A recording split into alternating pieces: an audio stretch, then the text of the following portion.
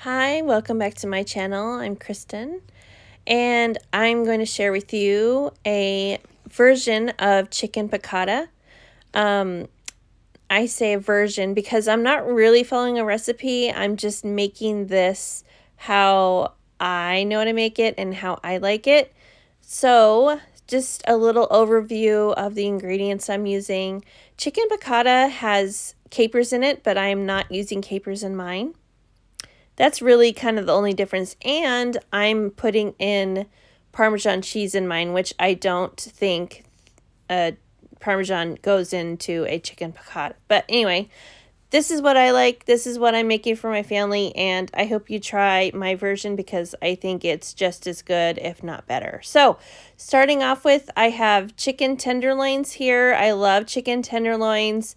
They're really tender and they're just a little bit of a darker meat to use than chicken cutlets, which is what chicken piccata usually uses. So anyway, I'm just taking my kitchen shears and I'm cutting along that little white tendon you see right there. That is no good to eat. You want to get that out. It is chewy and it is not pleasant. So always make sure and remove that tendon. Excuse me, I'm sorry. I'm just, get tongue-tied sometimes. But anyway, this is the first step I'm going to do in this recipe. I'm just getting the chicken broken down and, get it trimmed up and seasoned really well. I'm going to, flour it and set it aside. But anyway, coming back here to this step here. We're seasoning. I want this to be really kind of garlicky forward. So that's why I have garlic powder, garlic salt. I'm also going to use fresh garlic in the sauce. And it just goes really well with the lemon and the wine that I'm going to use later. So that's what I'm doing. Italian seasoning along with the other, the garlic powder and the onion powder and the salt and whatnot. You don't have to add in Italian seasoning. I enjoy the herbs, the herbiness of it. And then the usual salt and pepper, just regular old salt and pepper. I like to use kosher salts. I think it's a little bit better for you maybe than table salt. So I'm just going to sprinkle that on nice and liberally. Move this all around, and then I will lightly season the other side also. I don't want to go too heavy on the seasonings on both sides because we don't want it to overwhelm the chicken later when it's all together. Okay then, so now that the chicken is all seasoned, I'm going to get out my cornstarch here. And then I'm going to lightly dust the chicken, just the chicken. I don't know where I was going with that. Yeah, just flour the chicken, cornstarch the chicken, and move the chicken so that the cornstarch gets all over the chicken. And the cornstarch will help it get kind of crispy in the oil. That's why I'm using cornstarch. Okay, so now I have my pan all nice and heated up. I'm putting in a pat of butter into the pan. A little smile that I know the pan is hot enough. So then I have quite a bit of chicken here, so I'm just going to cook the chicken in batches. I'm going to try and not crowd the pan too much because then you get steam and then you don't get the crispy brown bits that you want. So just make sure and not to overcrowd the pan. We don't need a bunch of steam coming up from the pan.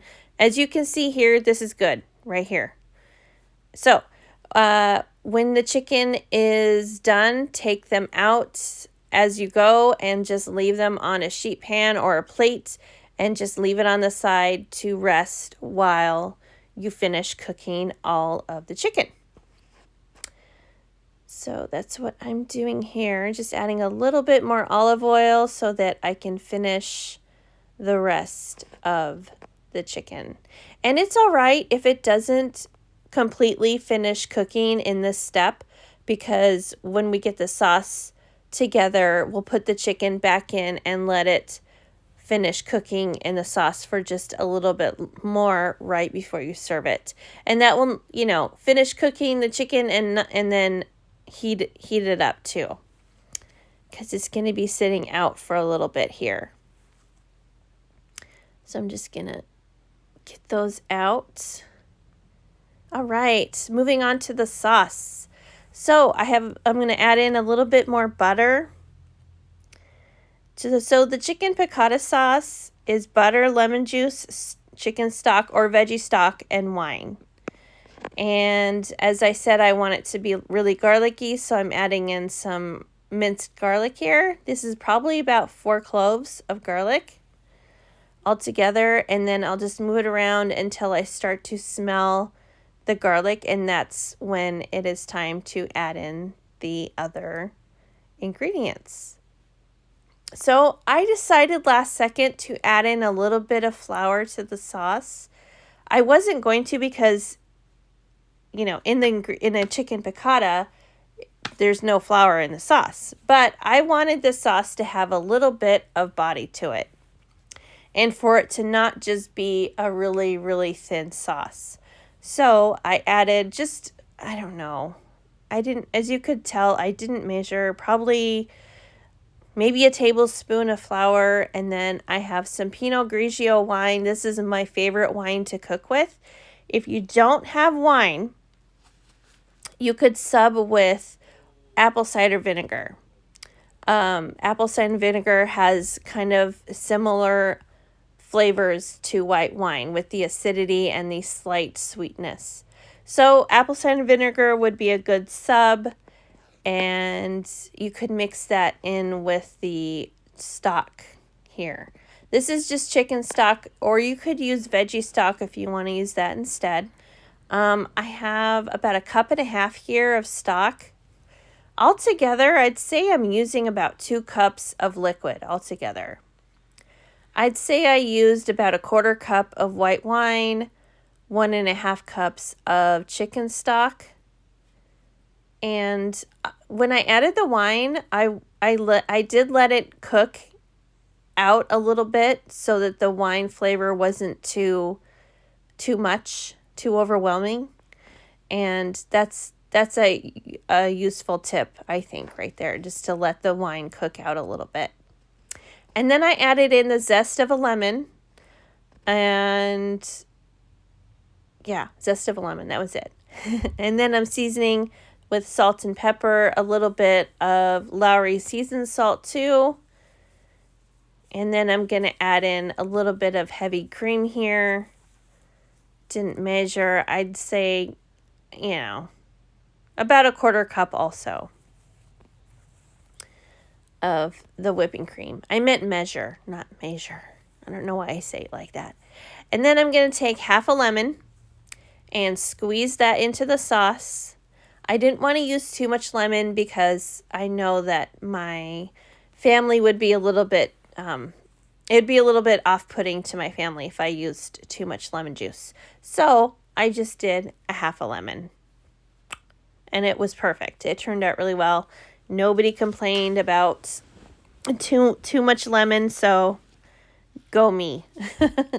And then I have some shredded Parmesan cheese. I just used the rest of what I had in the fridge. I wish I had some more, to be honest. I really like Parmesan cheese in this sauce, but it's okay. It was fine. So then I just kind of let it cook away for a little bit to thicken, and then I added all the chicken back into the pan and put a lid on it and just let it continue to cook and heat up. And by that time, when it's all done, it was ready to eat. It was time to eat. I'd say I let it go about 5 more minutes, and then I finished it off with some chopped up Italian parsley. And look at my plate. It is so good. I really enjoyed this dinner. I would pay money to eat this in a restaurant. Like, it was really, really awesome. I love the way I make it at home, and I hope you make it at home too, because it's a really easy recipe. And once you get the hang of it, it's just something you can do without following a recipe. So it's really great. I will list it in the description box for you. And please subscribe, please, before you leave.